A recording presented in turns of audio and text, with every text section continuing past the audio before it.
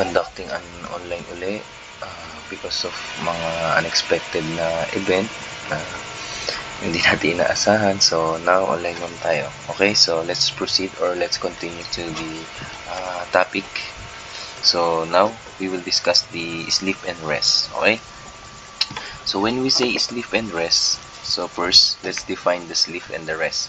So sleep is a cyclically occurring state of decreased motor activity and perception which is characterized by altered consciousness, while the rest is a condition in which the body is inactive or engaging in mild activity, after which the person feels refreshed. A person at a rest is calm, relaxed, and free of anxiety and stress. So to make it short, the difference or the key difference between those two, the sleep and rest, ang lagi nyo lang tatandaan is ang pinagkaiba nila is yung consciousness. So when we say sleep kasi, ibig sabihin nasa state of what sila?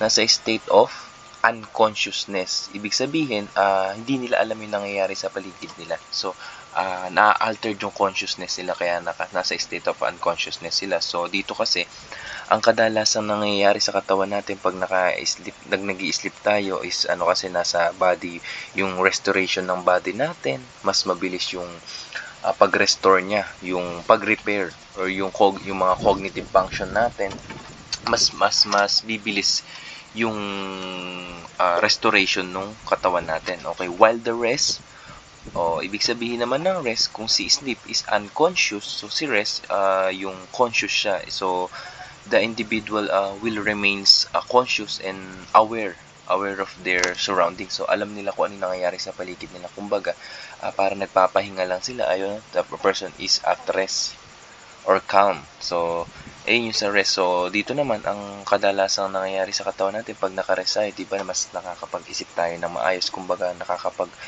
what do you call this? Nakakapag-rejuvenate yung mind natin, yung body natin, kung saan nakakapag-provide ito ng comfort and nare-reduce yung mga stress sa katawan natin. So, yung state of rest, so, kaya lang ang pinagkaiba niya lang sa sleep, hindi nagagawa ni rest yung pag-repair ng body itself. Unlike sa sleep kasi mas yung mga hormones natin, mas nakakapag-function sila na maayos kasi nga unconscious tayo, walang nag-a-alter dun sa pagpuproduce ng hormone ng katawan natin. Unlike sa rest, mas more on focusing siya sa mga light activities like yung mga reading, meditating, or sometimes nga, di ba, pag nakikinig tayo sa mga music, pag nakaupo tayo, tapos makikinig lang tayo ng music, or sa radyo, sa television, ayan, that's the type of rest. Mas komportable tayo once na ginagawa natin yun. So, that's the difference between the sleep and the rest, okay? So, let's proceed. Ayan, so ano ba yung sleep requirements natin by age? So, unang-una dyan, kung mapapansin nyo, newborn. So, si newborn, 0 to 3 months, so sleep varies widely. And then next is the infant, 4 to 12 months. So, kailangan daw ang itutulog ng mga infant kadalasan 12 to 16 hours. So, majority talaga ng araw nila is nakatutulog yung mga baby. Okay, yung mga infant kung tawagin. So, yung toddler, yung mga 1 to 2 years old, nasa 11 to 14 hours daw dapat sila natutulog. Okay, so sa preschool, 3 to 5 years, 10 to 13 hours. Tapos, yung sa school age, 9 to 12 hours. Then, teenager, 8 to 10 hours. And then, sa adult, dito na tayo papasok, 18 to 60 years old or 7 to 9 hours. And then, older adult, 60 years plus or 7 to 9 hours. So, kung mapapansin nyo, mentras tumatanda, kung mapapansin nyo sa sleep requirement by age, ibig sabihin, parang nagde-decline. Bumababa na lang yung sleep hours natin. Bakit? Kasi nga yung melatonin, when we say melatonin, I know familiar kayo sa melatonin, sa anatomy nyo kung natatandaan ninyo, si melatonin, ito isa siyang tawag dito, natural hormone. So mainly nagpo-produce ito sa may brain natin, sa may pineal gland.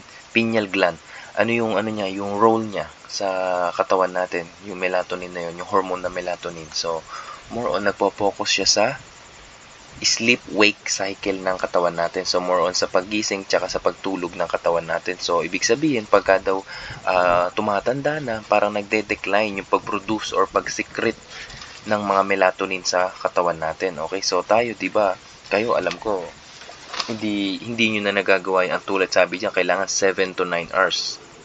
Kasi di ba nasa 18 and above na rin naman kayo, or 17 and above. So kung 17 and above, 8 to 10, basta kailangan nasa, ang requirement talaga sa edad natin is nasa 9 pataas na tayo.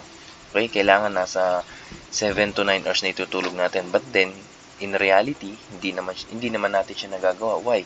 Because of different na ginagawa natin sa buhay natin, like yung nag-aaral tayo, nagre-review tayo, 'di ba? Kadalasan kasi mayroong mga tao na mas prefer nilang mag-review ng gabi kasi mas nakakapag-function sila ng maayos, mas nare-review nila yung mga dapat nila nire-review, mas pumapasok sa utak nila yung mga nire-review nila, unlike sa mga person na nagre-review ng last 2 minutes. Ayan, kasi sila mas prefer nila yon, mas komportable silang gawin yung mas natatandaan nila yung nire-review nila, unlike sa mga taong gusto nila nagre-review ng puyatan talaga. So ayun, tapos ang exam pa is maaga, alas 8, alas 9.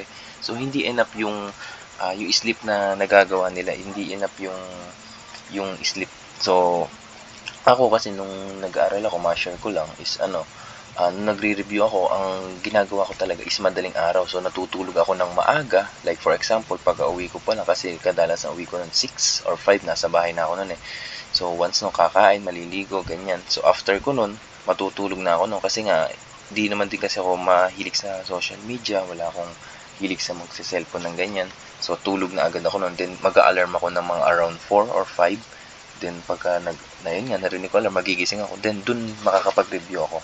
Dun kasi mas nakakapag buhay na buhay yung utak ko, kumbaga mas natatandaan ko yung re-reviewin ko, mas tahimik, kumbaga mas payapa environment ko, mas nakakapag-review ako na maayos. So ayun, so always remember lang na tayo hangga't bata pa, kailangan, di ba nga, yung mga bata, yung mga toddler, ayan, yung mga infant, pinapatulog daw sila ng para tumangkad. So minsan di ko rin sure kung mayroon talaga siya impact dun sa pagtangkad ng pasyente, but then kasi iba talaga yung iba yung nabibigay sa katawan natin pag meron tayong enough na sleep sa katawan natin. Kasi nga katulad ng sabi ko kanina, once na may enough na sleep ka is mas makakapag yung hormones mo sa katawan is mas kaya nilang i-repair yung mga ginawa mo maghapon sa araw-araw na buhay mo. Okay? So, ayun yung sleep requirements by the age.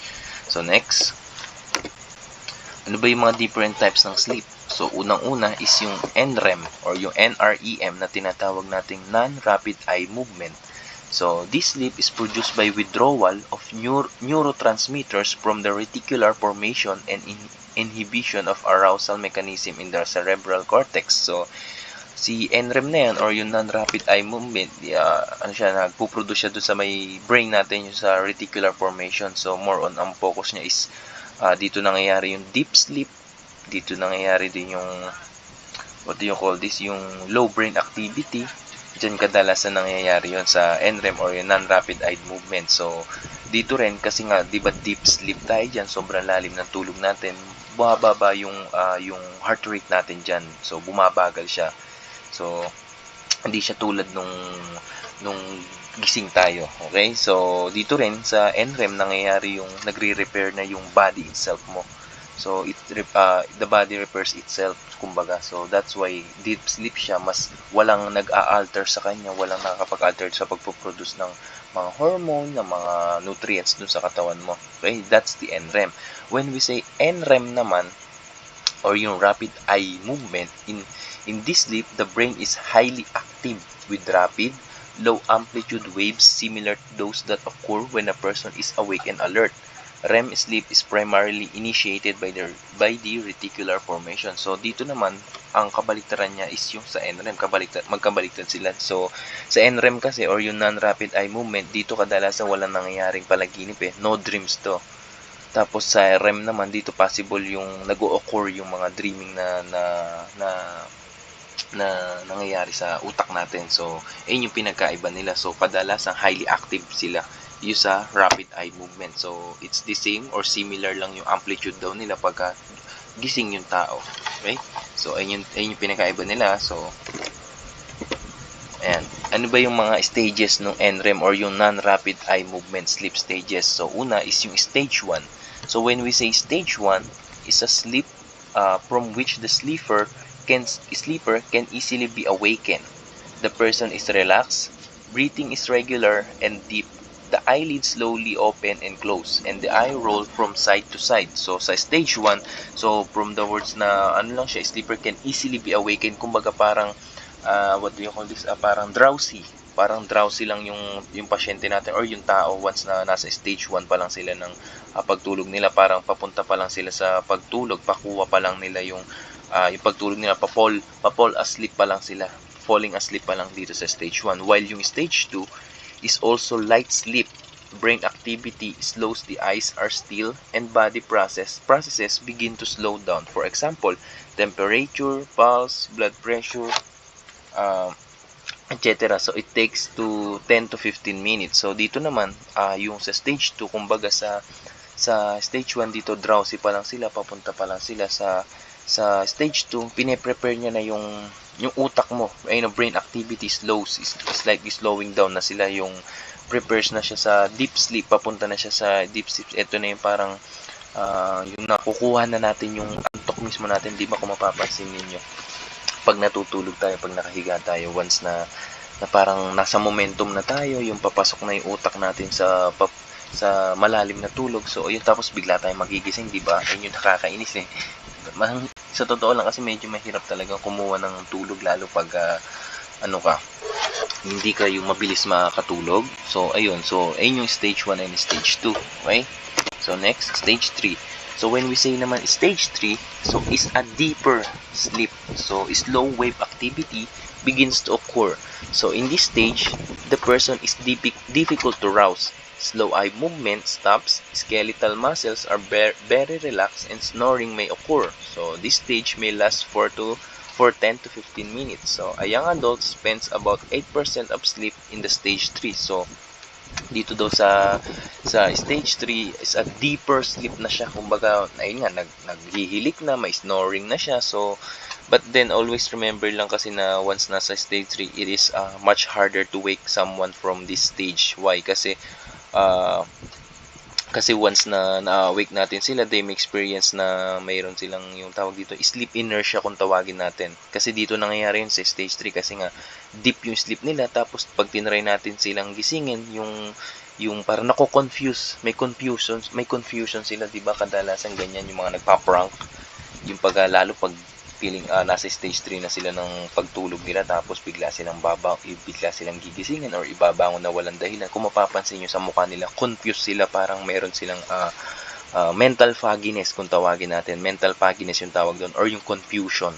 Okay, so dito rin possible mangyari yung mga yung bedwetting, yung mga nagbe-bedwet, yung mga sleepwalking. Ayan, dyan possible pumasok yung sa stage 3 kasi nga deeper sleep sila.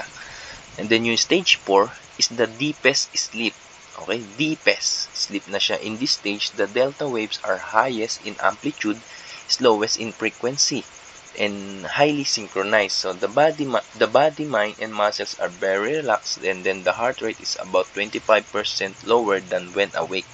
So dito naman sa stage 4, it's parang the same siya ng sa stage 3, but then deepest sleep na siya. So dito naman it will characterized by the slow brain activity, tapos sobrang hirap na talaga nilang gisingin, tapos napaka-importante rin naman ng stage 4 na yan kasi dito napapasok yung physical restoration ng katawan natin, pati yung growth. Okay, so napaka-crucial din kasi ng stage 4. Why? Kasi dito nga yung katulad ng sabi ko, yung sa physical restoration niya, yung repairing ng tissue ng katawan natin sa maghapon na nag-function tayo, sa maghapon na nagtrabaho tayo, sa maghapon na nag-work tayo. Pag nandito na tayo, ito na talaga yung tapos makukumpleto pa natin yung hours ng tulog natin. So mas maganda yung mood natin kinabukasan, mas maganda yung magiging gising natin.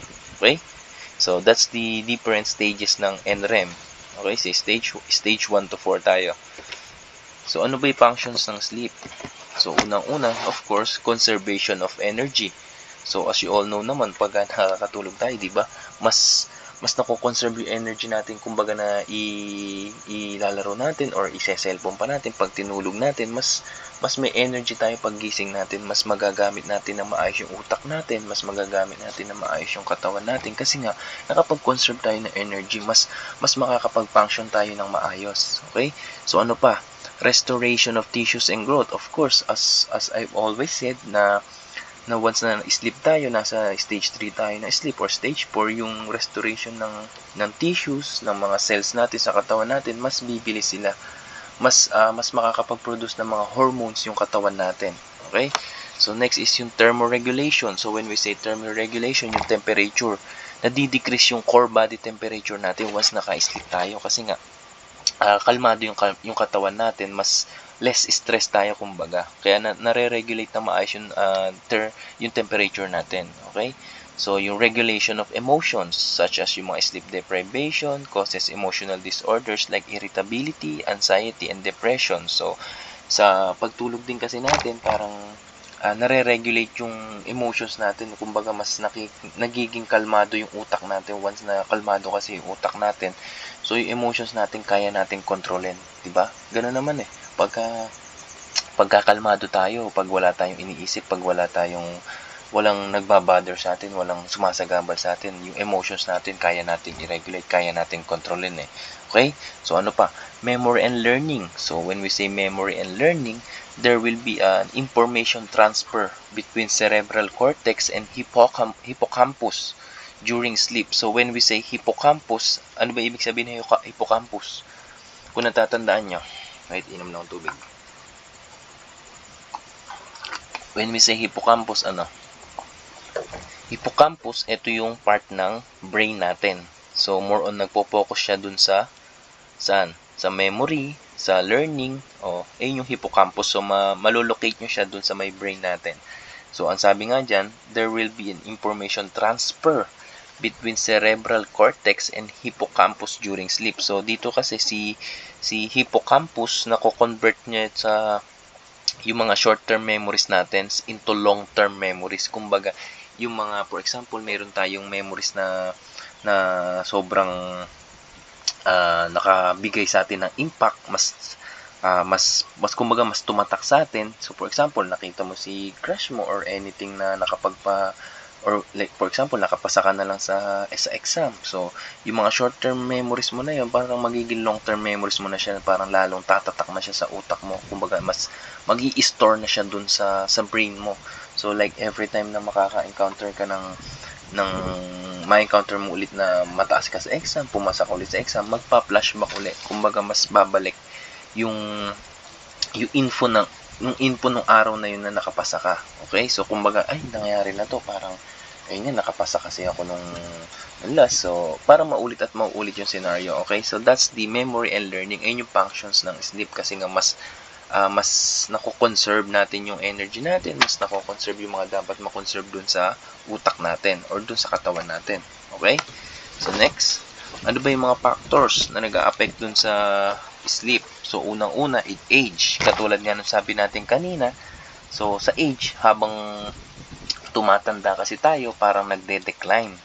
Bumababa ulit yung secretion ng melatonin natin is likely going down because of their aging. So the body our body produces less melatonin. So yung hormone natin kasi kasi yung melatonin is a hormone that regulates yung sleep natin. Okay? So ano pa? Ano pa yung possible na factors ng sa age? Yung sa pagka tumatanda kasi tayo, meron tayong isa pang hormone, yung cortisol. So when we say cortisol, mas parang yung nagpo-produce ng katawan natin na mas maraming cortisol. So si cortisol kasi ano siyang hormone? Si cortisol, always remember that si cortisol is the stress hormone. So once na tumatanda tayo, so yung katawan natin magpo-produce siya ng parang start producing more cortisol. That's why na hindi tayo agad nakakakuha ng maraming tulog.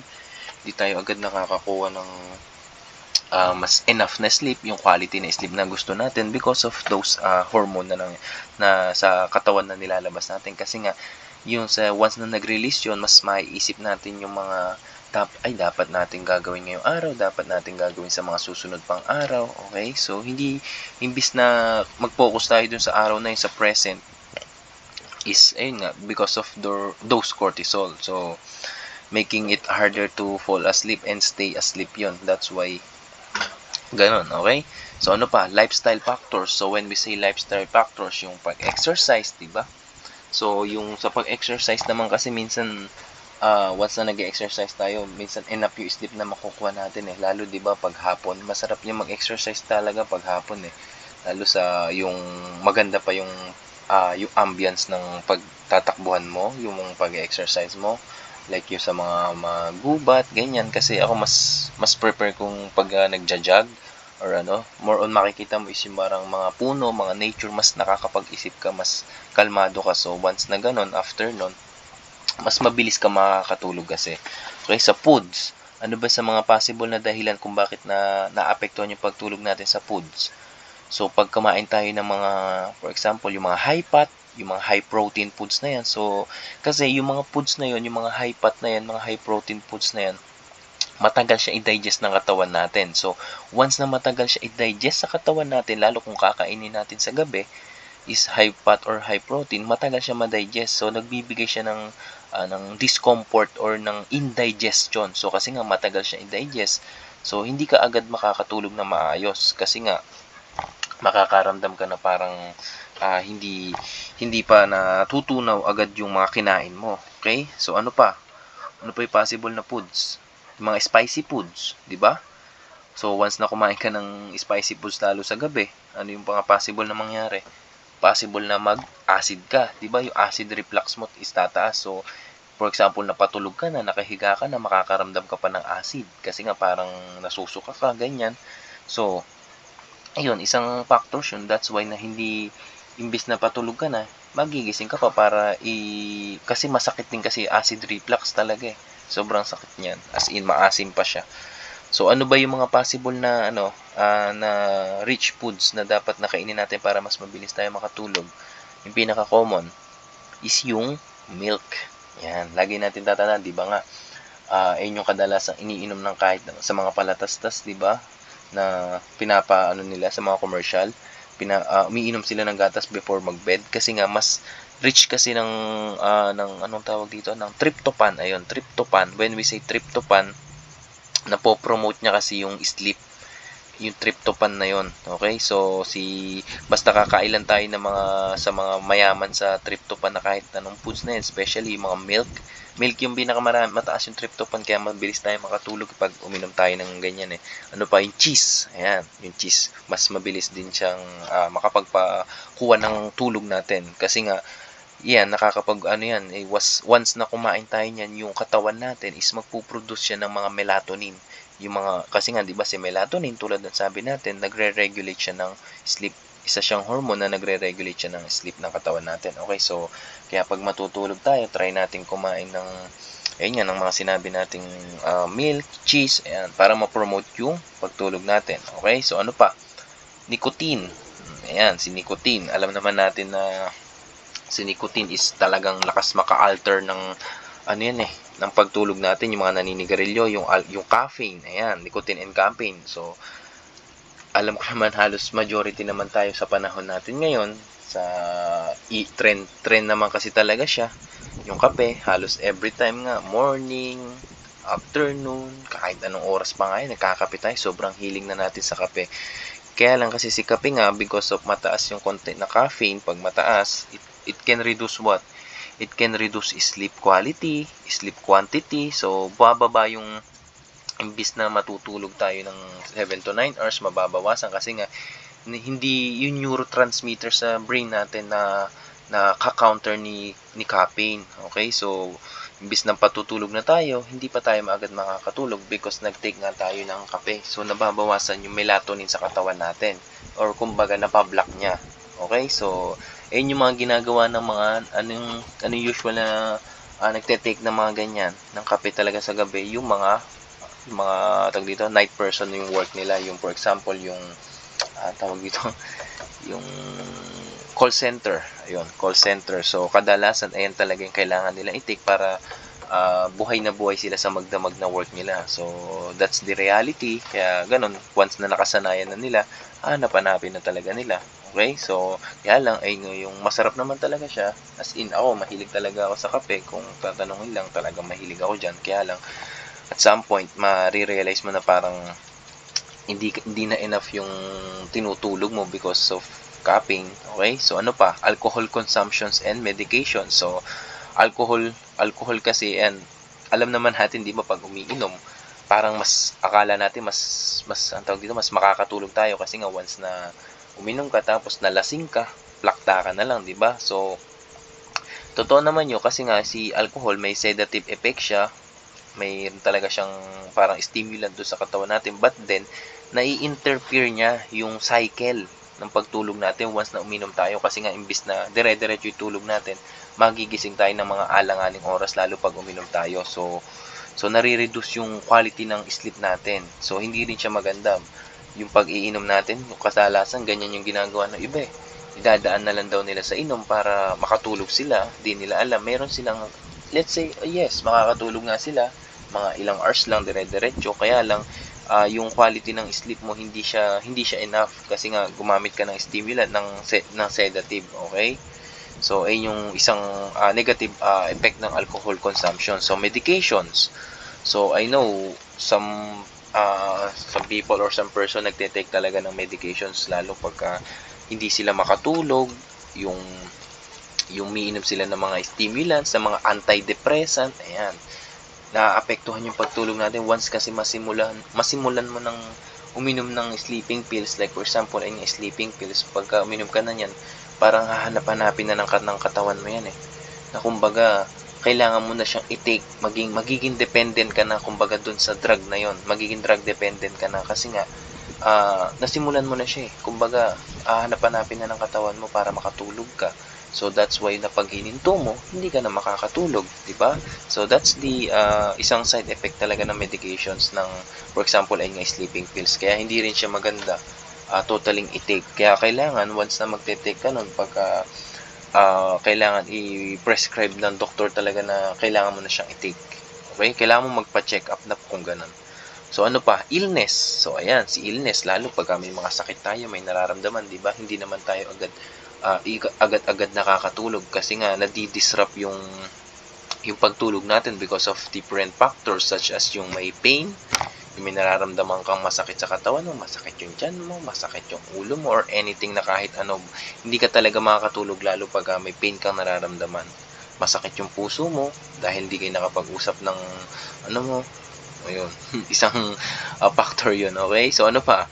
Discomfort, ayan, yung mga yung body mo nagre-respond sa mga paglaban kasi ng infection. That's why na buhay na gising yung hormone sa katawan mo kasi nga may pain ka, may infection sa katawan mo, dahil nga may illness ka, hindi ka makakatulog na maayos kasi nga imbis na yung hormone na ilalabas na yung melatonin, hindi siya agad makakapag-release, hindi siya agad makakalabas, okay? Ano pa? Environmental factors, ayan, napaka-common yan. Environmental factors, yung such as yung like yung noise, yung ingay, di ba? Isang factor yan kaya hindi tayo makatulog, di ba? Alam ko naman na some of us na hindi talaga nakakatulog lalo kung maingay sa paligid natin. Kahit naman sino, di ba? Diyos ko, yung tipong gusto mo na matulog, yan lang maingay sa paligid mo, maingay si kapitbahay mo, nagbabangayan, di ba?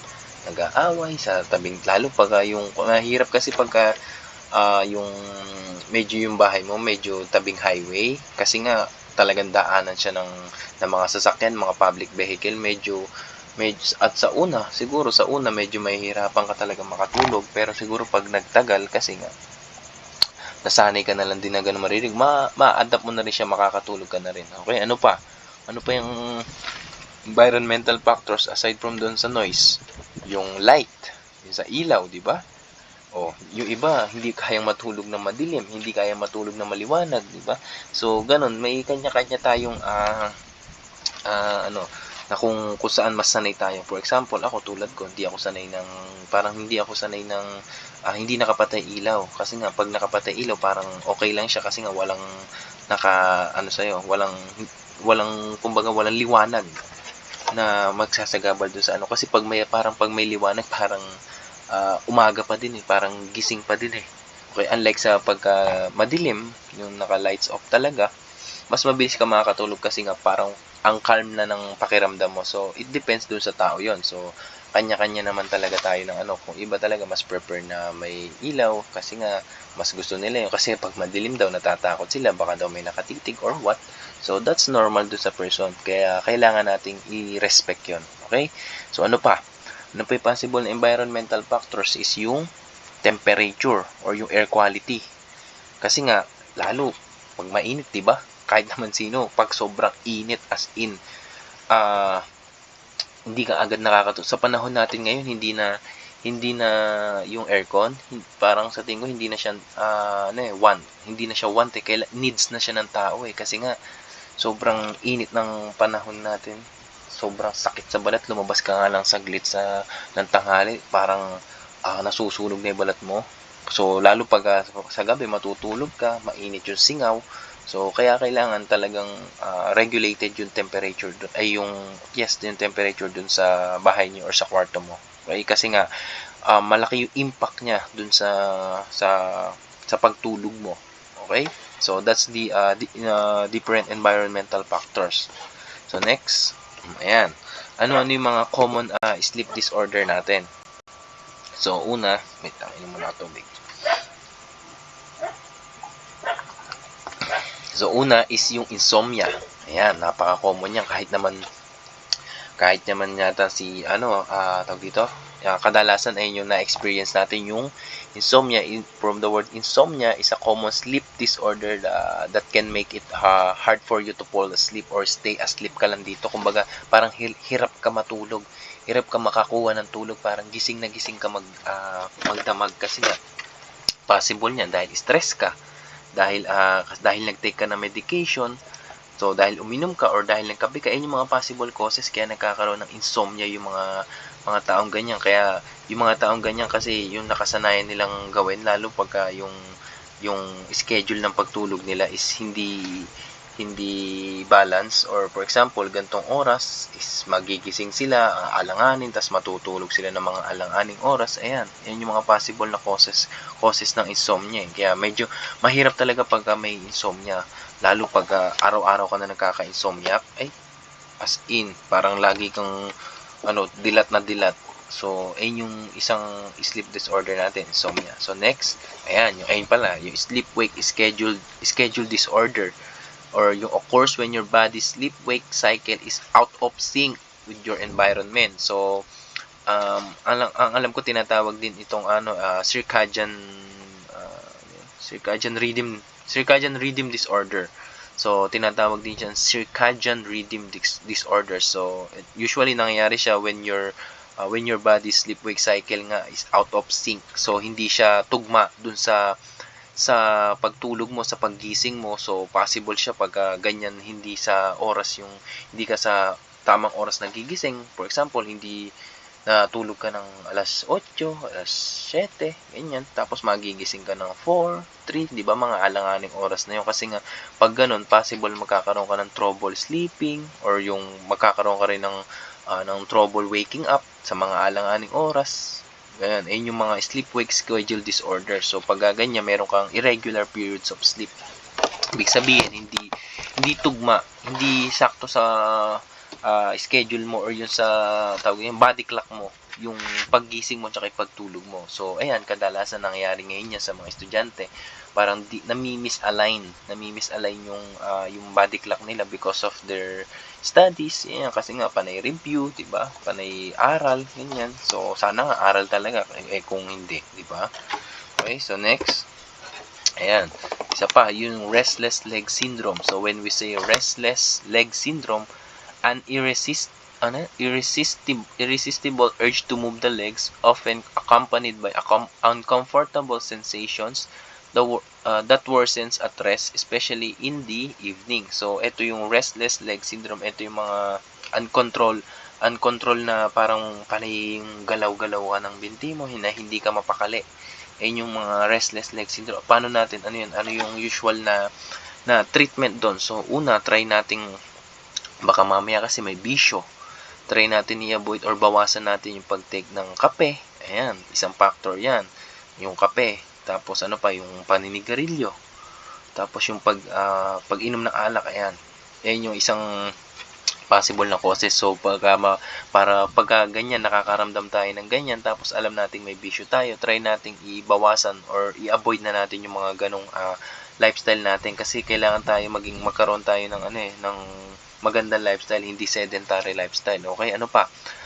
Ano pa ba yung possible na treatment dyan? Siyempre, maintaining natin yung regular sleep schedule natin.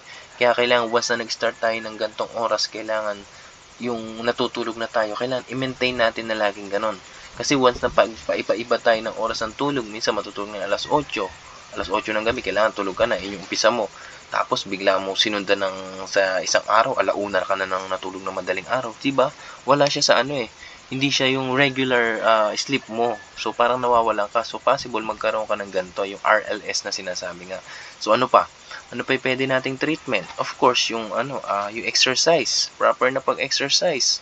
Yan, napakalaking tulong talaga ng exercise ngayon, lalo sa panahon natin ngayon. Hindi lang siya mape-prevent ng hindi lang natin mape-prevent yan tulad ng mga restless leg syndrome. Marami pa tayo mape-prevent. Okay? So ano pa? Possible pa dyan is yung pagmamassage natin dun sa legs natin. Kung nagkakaroon tayo ng ganito, ng restless leg syndrome, try natin i-masahe yung massage natin before going to bed. Okay? And of course, yung kaka-discuss lang natin pag-apply ng heat or yung ice application, yung ice pack or yung cold pack. Okay? Yung 3:1 na sinasabi. Okay? 3 minutes na hot and then 1 minute na cold. Okay? Next. Ayan, sleep deprivation. Ayan, napaka-common yan. Lalo sa atin, sa mga student, is when you aren't sleeping enough or you aren't getting good quality of sleep. So, hindi enough yung nakukuha nating tulog. Ano yung mga treatment natin diyan kung para ma-prevent natin yan? So, unang-una, syempre, lifestyle changes. Kailangan baguhin natin yung nakasanayan natin. Kung sa gantong lifestyle natin hindi tayo nakakukuha ng enough na sleep, so try natin baguhin. Okay? Tapos of course, ano pa ba? Good sleep habits. Tapos ano pa? Pagka ganyan kasi talaga kailangan natin mag-adjust dun sa nakasanayan natin kung paulit-ulit na ganito na lang nangyayari sa atin, na de-deprive yung tulog natin, hindi tayo nakakakuha ng enough na sleep. Pero kung tuloy-tuloy na ganyan, siguro kailangan na natin kumuha ng medical interventions pag ganyan, pagka chronic na yung sleep deprivation natin. So, kailangan na natin ng therapist pag ganyang sobrang hindi na talaga quality yung sleep na nakukuha natin. Okay? Ayan, next is yung hypersomnia. When we say hypersomnia, so ibig sabihin, excessive. So, when we say excessive, hypersomnia, excessive is sleepiness. Okay? So, katulad ng sample natin dyan, yung average person lang daw is 7 to 9 hours. Kailangan yung tinutulog niya. But then, ikaw, meron kang hypersomnia or yung hypersomnia ka, more than 9 hours ka pa. Ayun, umabot ka pa ng 16 hours. So, ayan, ang kadalasang dahilan niyan pag ganyan nag-hypersomniac yung mga pasyente natin or yung person na may ganto, siguro may possible meron silang condition. Okay, so ang possible condition pag ganyan is yung may obese yung patient natin, may problem siya sa puso or may problem siya sa brain. Ayan yung mga possible na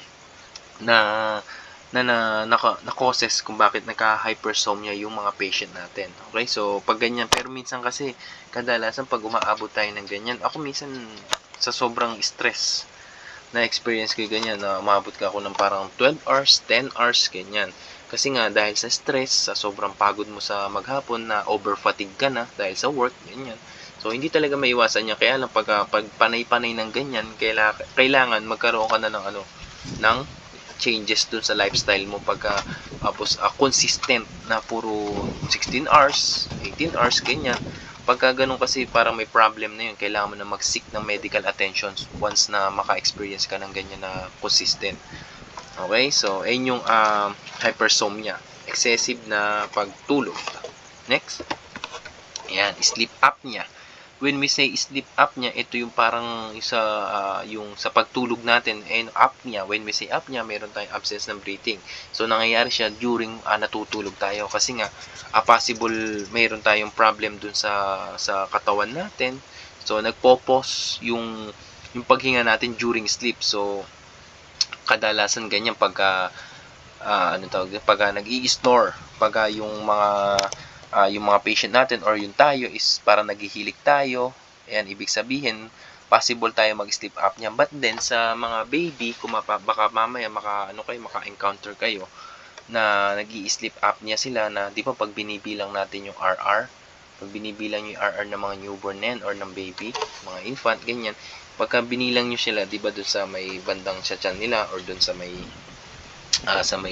check natin sa may dibdib nila, pagka parang nawawala yung pag angat at baba nung breath nila, ibig sabihin nag-i-sleep apnea sila. So which is normal lang din naman dun sa baby, parang kumbaga nagpo-pause yung breathing nila po will pause during sleep. So that's normal kay baby. Wag naman yung sobrang tagal ng pause, kailangan mga around 2 seconds or 1 to 2 seconds, ganyan.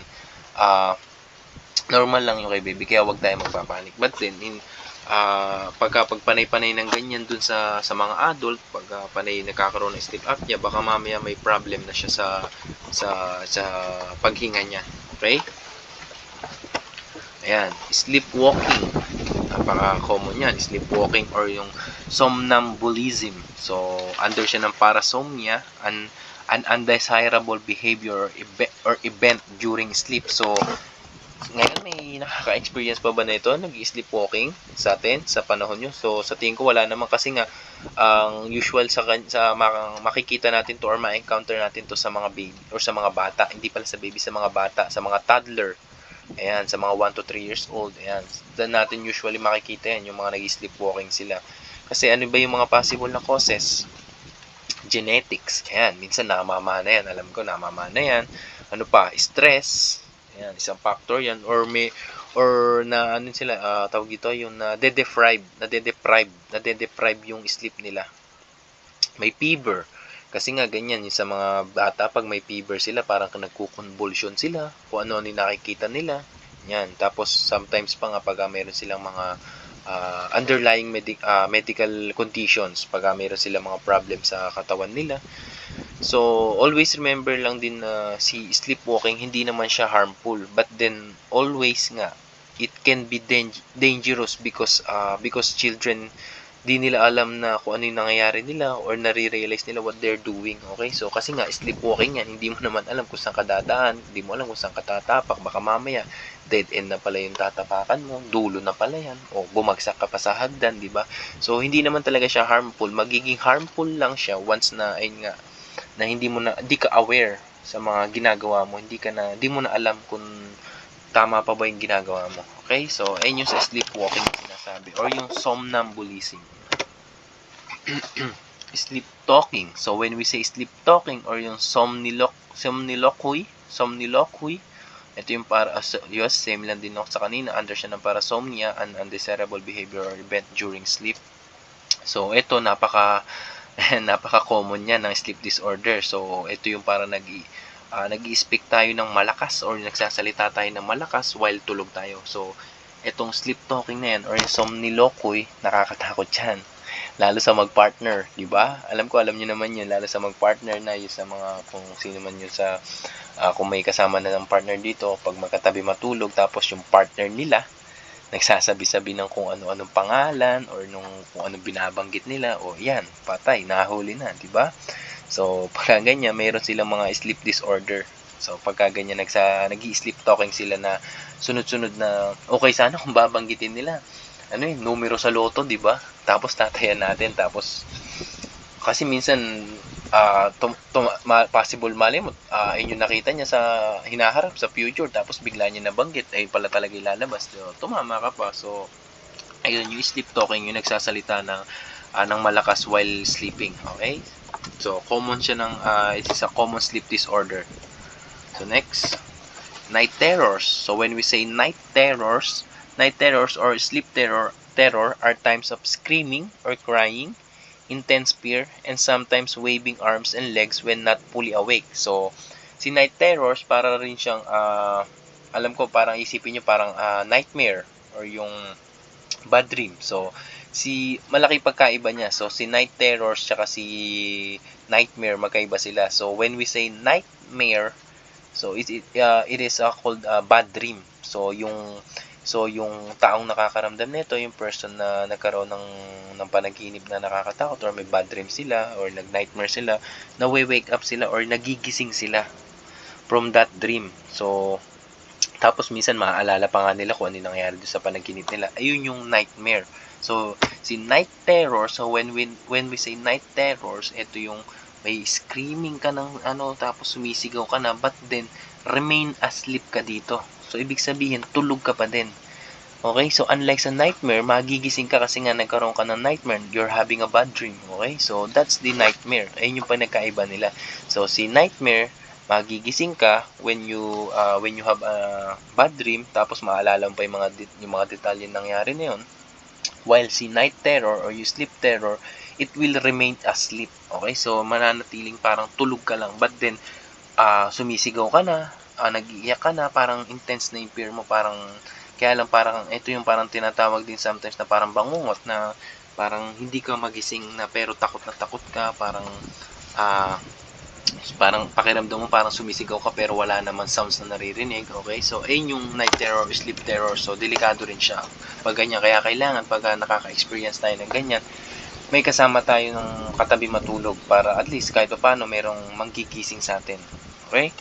So next, bruxism. So when we say bruxism, so it is the clenching or grinding of the teeth. So ayan, minsan sometimes nasabi nila parang ano daw yan, mannerism na ng tao, na pag natutulog parang ginagrind natin yung teeth natin, di ba? Yung kine-clench natin, yung parang inaangat-ngat natin yung hipin natin. So usually happens yan subconsciously. So hindi mo siya alam na ginagawa mo na pala siya. So nangyayari lang siya during waking hours or when you're asleep. So usually pagkagising ka or pagtulog ka, yung bruxism na parang ginagrind mo talaga yung teeth mo. So ano yung mga possible na ano niyan, treatment natin dyan? So usually ang treatment talaga natin dyan, di mo naman siya pwede patanggal yung ipin mo, di ba? Kasi ipin mo, ang mouth guard lang yung treatment natin dyan. So magsusubo ka lang ng mouth guard para ma-prevent mo yung pag-grind mo sa mga teeth mo. Kasi once na gin-grind mo yung teeth mo, masisira yung ipin mo mismo. Parang mababawasan yung nung ipin mo, yung talim ng ipin mo, ayan, parang magsusugat pa. Okay, that's the bruxism. So usually ang types niya, nangyayari siya sa during awake ka or during sleep ka. Okay, so ayun yung ginagawa. Bruxism yung tawag doon. So next is yung narcolepsy. So when we say narcolepsy, is a condition that makes people very sleepy during the day. Ayan, napaka-common yan, lalo pag nagkaklase, di ba? Yung mga natutulog sa klase during daytime. So ito yung mabilis sila makatulog sila yung mga day person na once na pumunta lang sa isang sumandal or dumukmo, mabilis sila makatulog. They easily fall asleep. Suddenly pa nga minsan Kaya pag ganyan, kasi ano ba mangyayari pagka ginising natin yung may narcolepsy? Ano yung mga possible na mangyari? What happens if you wake up as someone with narcolepsy? So it's same lang din naman siya sa paggising natin. You can you can safely wake someone during daytime or yung may narcolepsy. But then it will be lang din, tawag dito, mabilis na din sila agad makakatulog once na, for example, ginising mo sila ng oy, gising ka na kasi nga may kaklase na ganyan, tapos once na hinayaan mo ulit sila, possible na magising, possible na makatulog ulit sila. So yung narcolepsy, mabilis silang makatulog during daytime. So ayan, ako naman din ako dyan, guilty naman din kasi once ako every time na madukmo lang, masandal lang, mabilis din ako makatulog. Okay, so di ko alam kung may narcolepsy na ako or what. So ang treatment dyan, possible, it depends dun sa severity ng symptoms nung pasyente natin may narcolepsy. So pagka ganyan, sobrang parang anlala na ng narcolepsy niya, na as in na parang kapapasok niya lang tapos matutulog siya agad, like dumukmo lang, tulog agad, tapos gisingin mo saglit, tulog uli. So ayun, so it depends siya sa symptoms or sa severity. Okay, so ayun yung treatment doon. So ayun, so ano yung mga nursing measures or yung mga midwife measures natin to induce sleep para mas mabilis makatulog or para mas magkaroon tayo ng magandang pagtulog? So unang-una, of course, close doors to a client room. So, ayan, napaka-common naman yan, di ba, na wala naman sigurong tawag dito na natutulog na hindi sinasara yung pinto kasi nga naman nakakatakot naman talaga as in, lalo pag may sarili kang kwarto tapos di mo sasarado yung pinto mo, di ba? So, isang magandang uh, intervention yon yung pag-close natin ng door. And then of course, reduce volume of nearly telephone and paying equipment. So pagka may mga cellphone tayo or may mga telepono tayo dun sa anong patient natin, so try natin i-silent or i-vibrate na lang hangga't maaari para hindi sila maabala, para magdire-diretso yung tulog nila kasi nga possible na marinig nila may tumawag diyan, mag-ring yan. So magigising at magigising yung patient natin, di ba? So, wear rubber or soled shoes, avoid wearing clogs. So, avoid natin yung pagsuot ng mga footwear na may ingay, na parang gumagasgas. Once na itinapak natin, may sounds na nakaka-create ng sounds.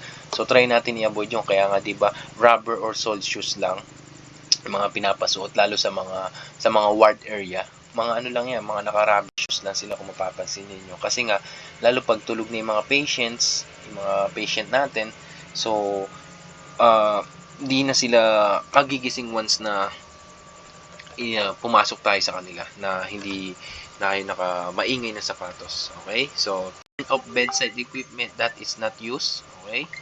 Tapos ano pa? Keep necessary conversations as low levels, particularly at night. Ayan. So, pag gabi na, try natin i-avoid yung pakikipagmaritesan. Okay? So, lalo sa katrabaho natin, try natin i-avoid dyan, lalo pag gabi, kasi nga possible na nagpapahinga na yung mga pasyente natin. So tayo kasi talagang mga healthcare practitioner, 24 hours tayong gising, lalo pagka na-duty tayo na panggabi. So di tayo may iwasan naman yung makikipagchismisan or maritesan, but then try natin low lang yung sounds. Okay? So ano pa, conduct discussions or nursing reports in a private separated room away from client or patient. So ayun, katulad nga nung sabi natin, pagka meron kang i-endorse dun sa patient, ay dun sa katrabaho mo or dun sa kung sino man yung ka-workmate mo nun or same kayo ng na i-endorse mo sa kanya, kailangan hindi maririnig ng pasyente, kailangan nandoon kayo sa mga sa private room, kaya nga meron silang tinatawag na nursing station. So doon yun na pag-usapan yung mga dapat yung i-endorse dun sa isa't isa about dun sa client nyo or sa patient niyo. Okay? So ano pa? Turn off the TV or radio unless client prefers to soft music. Ayan. So it depends doon sa tao yan kasi sometimes mas prepare ng mga client na or yung mga patient na bukas yung TV para mas mabilis sila makatulog. Ayan yung ginagawa natin ngayon na binubuksan na yung TV tapos di naman tayo manonood tapos maya tulog na, di ba? So ayan, may mga tao talagang ganun. Tapos yung iba naman nagpe-play sila ng mga soft music, yung mga pampatulog, yung yung pampakalmang kanta lang or yung mga beat lang na kanta, ganyan. So ayun, yung mga possible na pangpa-induce ng sleep. But then ang the best talaga diyan, syempre, ayun nga, magkaroon ka lang ng proper ng schedule ng pagtulog mo. Tas uminom ka ng gatas, or ng water, 'di ba? Ayun yung mga mas magandang pang-induce ng sleep. So next, ano naman yung mga comfort measures to promote sleep? Okay, so encourage natin yung patient natin to wear loose-fitting or nightwear. Loose-fitting nightwear. So avoid na natin yung, di ba nga sa mga girls, sa mga babae minsan mas prefer nilang wala silang undies na pangtaas, yung like yung bra. Wala na, di na sila nagsusuot ng ganyan kasi nga mas komportable sila, mas nakakatulog sila kasi pagka daw narinig ko lang din naman sa iba sa mga na-interview namin before na mas mas maluwag sa paghinga nila, mas nakakatulog sila na mais kasi nga 'di ba yung bra medyo masikip yun, tapos parang naiipit yung mga nila, yung dede nila, tapos nahirapan silang huminga. So mas prepare natin na i-encourage natin yung patient na magsuot ng maluluwag, kaya nga 'di ba pag mga natutulog mga naka duster or naka-gown na lang sila na pantulog, 'di ba? So ayun, mas komportable kasi sila, mas mabilis sila makakatulog pag ganun. Ano pa? Keep bed linen clean and dry. Siyempre, as always naman, sino naman yung gustong matulog ng madumi, 'di ba? So isang lalo pag bagong palit, 'di ba? Pagka bagong palit nung punda mo, ng bedsheet mo, ng kumot mo, napakasarap matulog, as in napaka-comfortable talaga niya. Okay? So provide comfortable mattresses. So ayun, katulad nun. Yung iba na, pero yung iba naman kasi mas sanay sila sa matitigas din na part, sa may mga papag, ayan, mas prepared din nila sometimes yung ganun, lalagyan lang nila ng banig, okay na, mas komportable sila nakakatulog. Kasi yung iba mas parang pag yung mattresses nila or yung mga foam nila is yung may tag dito, yung malalambot, ganun, parang ang pakiramdam nila nahihilo sila para lumilindol, ganyan. So itanong natin kung ano yung mas prepare ng patient natin. Okay? So, pwede rin tayo mag-offer ng massage just before a bedtime. So, as you all know naman, we have different types ng massage. Pwede natin i-apply sa patient natin. Basta as long as hindi nang alam natin yung mga indication na kung pwede natin siyang i-apply ba, baka mamaya hindi siya po pwede. So, alam naman na rin ninyo yung mga contraindication, di ba? Okay, so try natin mag-offer ng massage dun sa patient natin kung hindi naman tayo totally busy, di ba? Ano pa?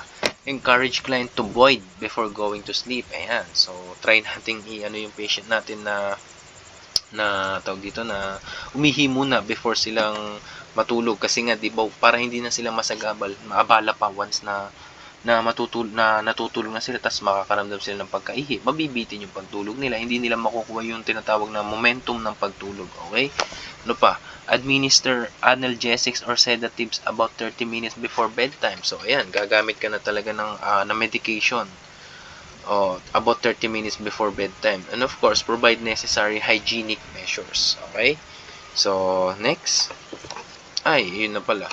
Okay, so uh, So, to sum it up, so in conclusion, ang magkaroon lang tayo ng getting enough sleep. So napaka-crucial siya dun sa overall health natin, kasi nga malaki talaga yung impact niya sa physical natin, sa mental well-being natin. So mabuboost niya kasi immune system natin, may improve yung mood natin, may-enhance yung memory natin, yung cognitive function natin, 'di ba? Lalo pagka nagkaroon tayo ng proper na enough na sleep sa katawan natin, kasi nga once na magkaroon tayo ng enough na sleep, na time ng sleep, yung hormone natin nakakapag-regulate ng maayos, mas nagkakaroon ng restoration yung katawan natin. Okay? So, kaya kailangan talaga magkaroon tayo ng proper na enough na pagtulog. Okay?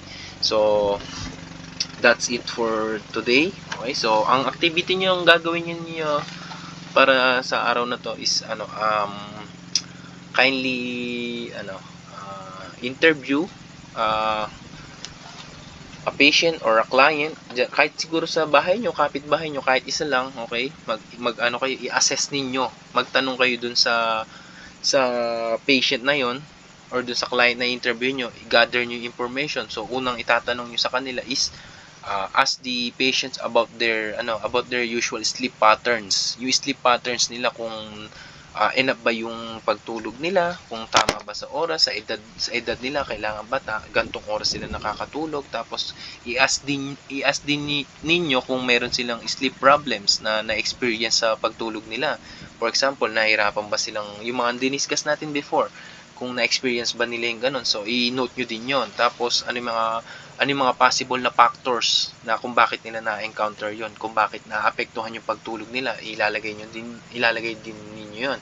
So ano ba yung mga diniscuss natin kanina, yung mga factors na nakaka-affect sa pagtulog nila, such as yung mga age nila, yung lifestyle ba nila, naninigarilyo, umiinom, ayan. So ino-note ninyo. So i-gather nyo muna information. Then after ninyo mag-gather yung information, i-evaluate nyo rin yung sleep environment ng patient ninyo or yung na-interview ninyo, kung yung bedroom niya ba is maganda ba yung lighting, maganda ba yung noise levels doon, is tabing daan ba siya or maingay ba sa kanila, ano ba siya, yung crowded ba siya or what. So yung temperature ba, mainit, malamig, okay? So comfort ba yung bed niya, so ino-note nyo din yun. Okay?